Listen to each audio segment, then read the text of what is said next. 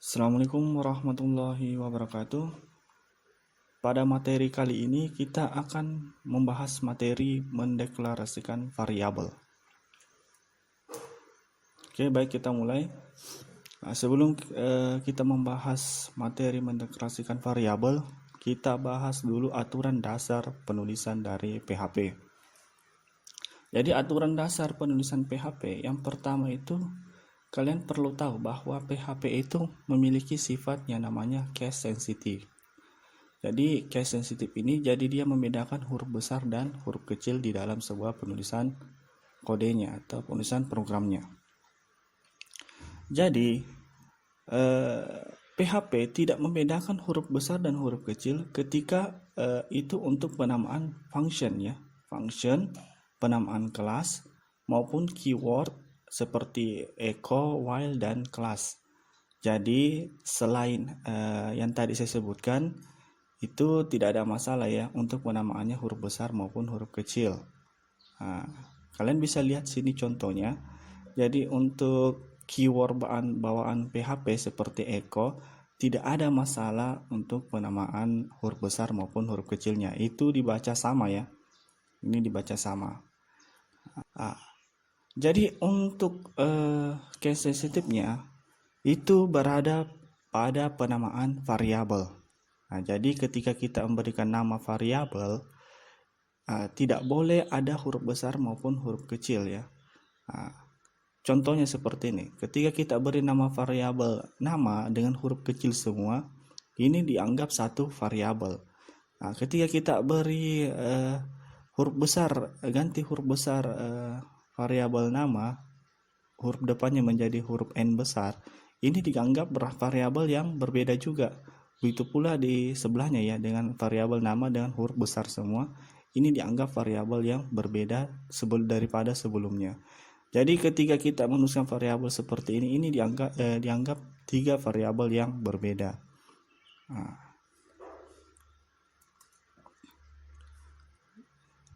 Jadi seringkali error terjadi karena salah menuliskan nama variabelnya. Jadi penamaan variabel itu case sensitive, kecuali yang lain ya, kayak function tadi sama kata kunci.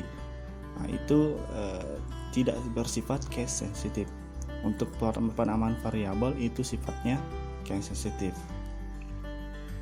Di sini kalian bisa lihat, ketika kita memberikan nama variabel itu, di sini nama variabelnya Andi dengan isi variabelnya itu isi value-nya Andi.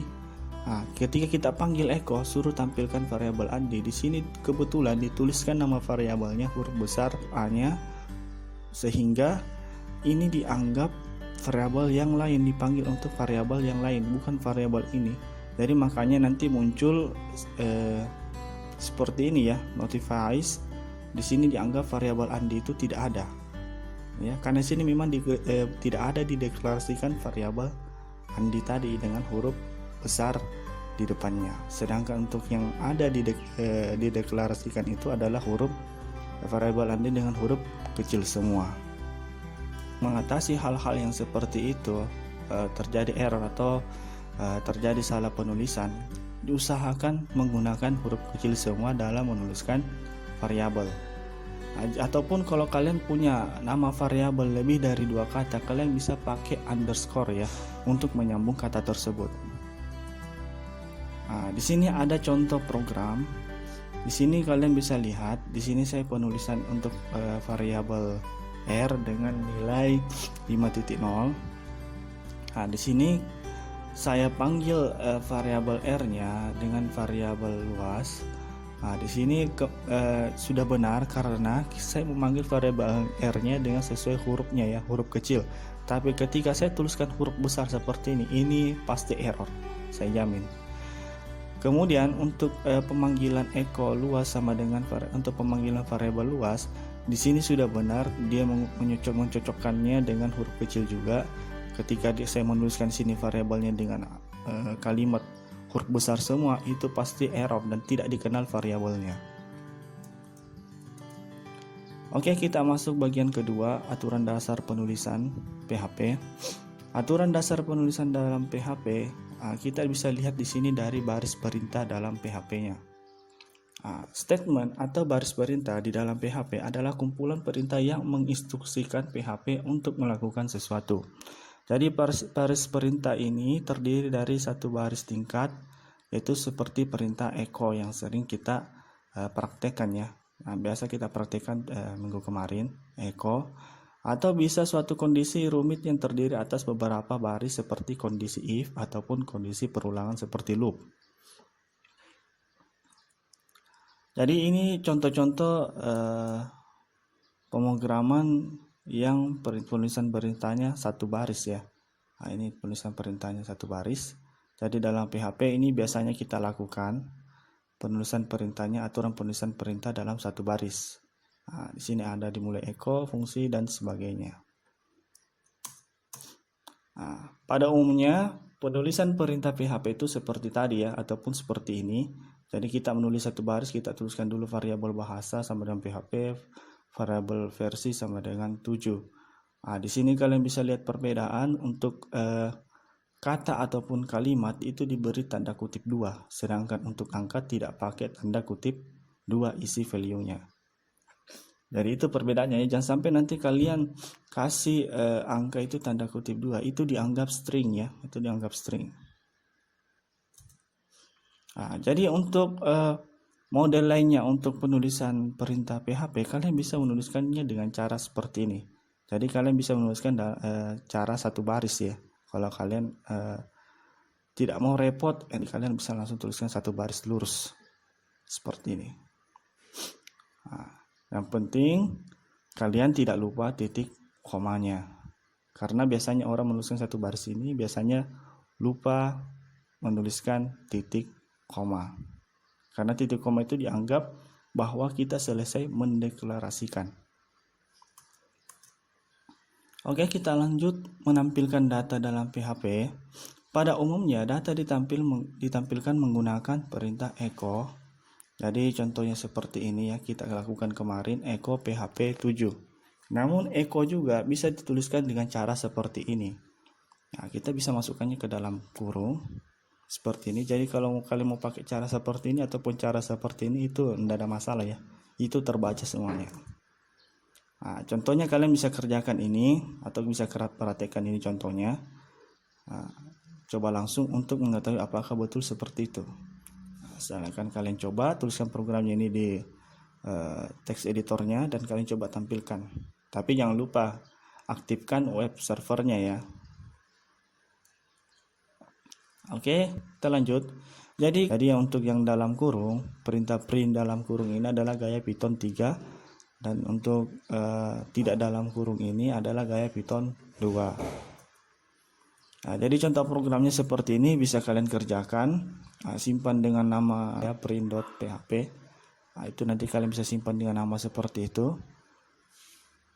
Baru kalian lihat hasilnya, pasti hasilnya sama ya. Pasti hasilnya sama, dia akan menampilkan program PHP 7 walaupun tidak dalam kurung juga, pasti sama hasilnya di atas maupun di bawah.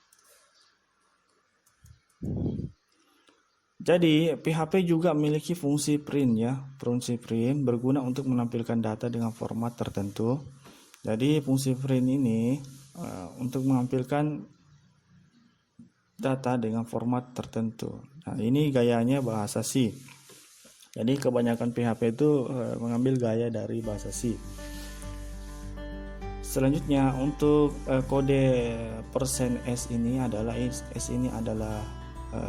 untuk menampilkan data yang sifatnya string, sedangkan %d ini adalah untuk menampilkan data yang sifatnya integer atau bilangan bulat.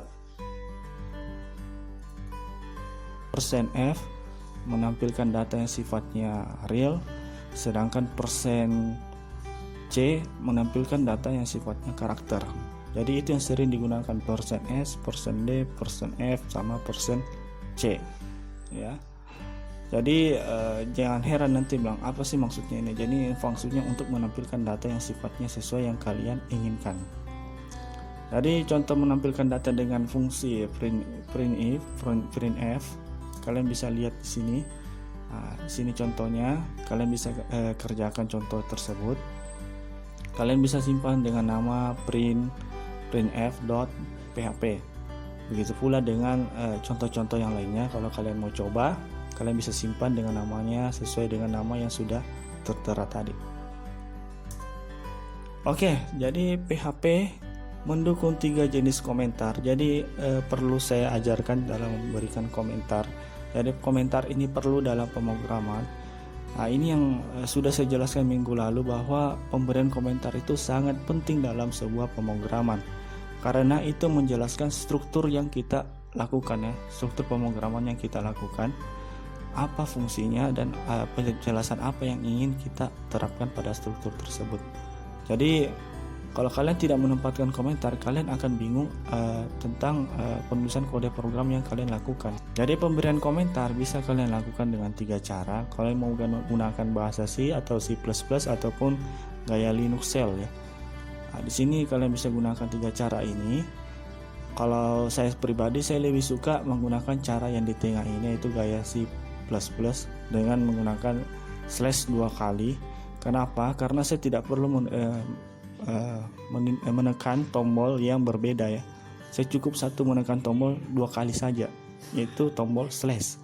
Beda kalau yang lainnya saya harus menekan tombol yang lain. Misalnya sudah saya tekan tombol slash, saya harus menekan shift bintang lagi ya, shift 8 untuk mendapat simbol bintang ini, ataupun saya harus menekan shift untuk mendapatkan simbol pagar ini ya, simbol pagar ini.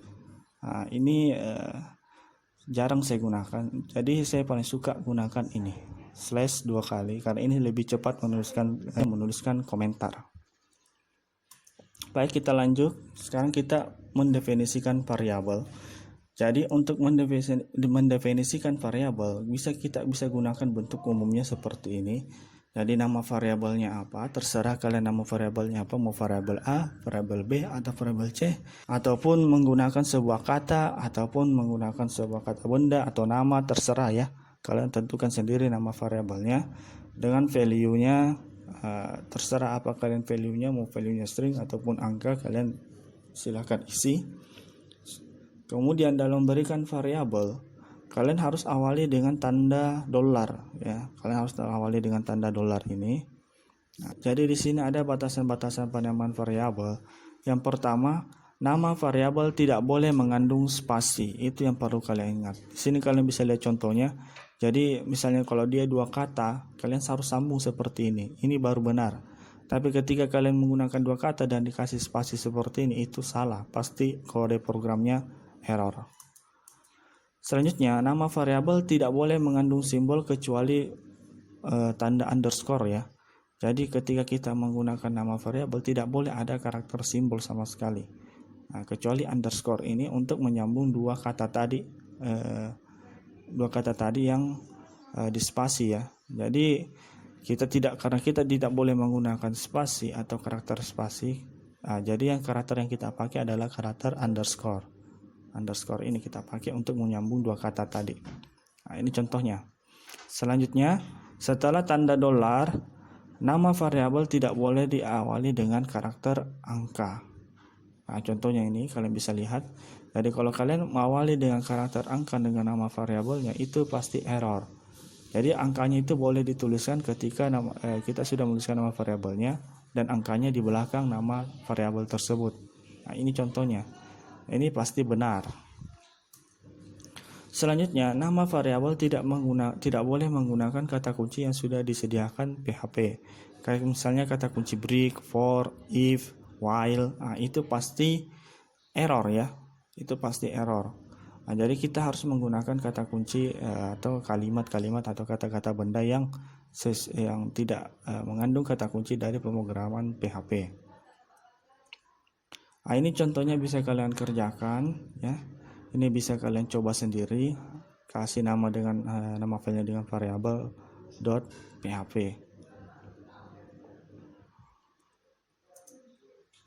Oke.